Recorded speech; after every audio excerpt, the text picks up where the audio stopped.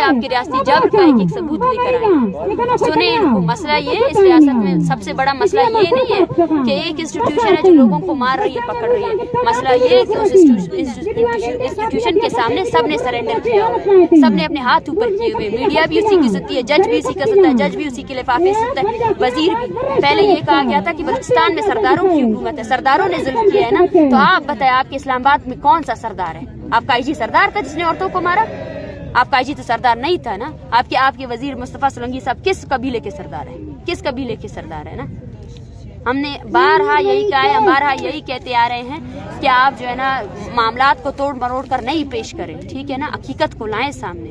ये अगर आपने 70 साल से जब से ये मुल्क बनाया ना, आपको ये लगा कि आप इस सिस्टम के थ्रू इस मुल्क को चला सकते हैं। बलोच जो है ना अपनी बका की जद्दोजहद कर रहा है। आपने हमें 3 दिन तक आपने हमें यहाँ कैद रखा ना। आप जाएं देखें बलूचिस्तान में आग लगी हुई है, पूरा बलूचिस्तान बंद है। शायद आप लोग मीडिया वालों को कुछ नहीं पता है, जाएं देखें तस्वीरें देखें, लोग अपने घरों से निकले हुए हैं। आपने लोगों को नहीं मारा है, आपने बलूचिस्तान को जो है ना इस्लामाबाद की औकात याद दिला दी है।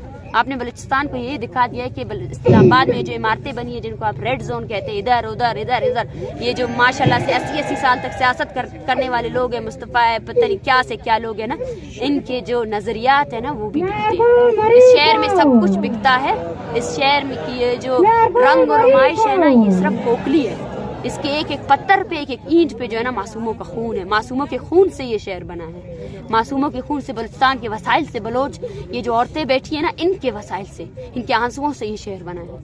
और मैंने इनको कहा है, देखो इस शहर को, देखो इसकी एक एक ईंट को देखो, एक एक इससे सड़क को देखो और समझो अपनी औकात को देखो। इस रियासत के अंदर ये हमारी औकात है। जब बच्चे चीख रहे थे और हम बोल रहे थे हम जाएंगे, हम यहाँ नहीं आए हैं। हम कब आए हैं? हमें ये मुल्क चाहिए ही नहीं।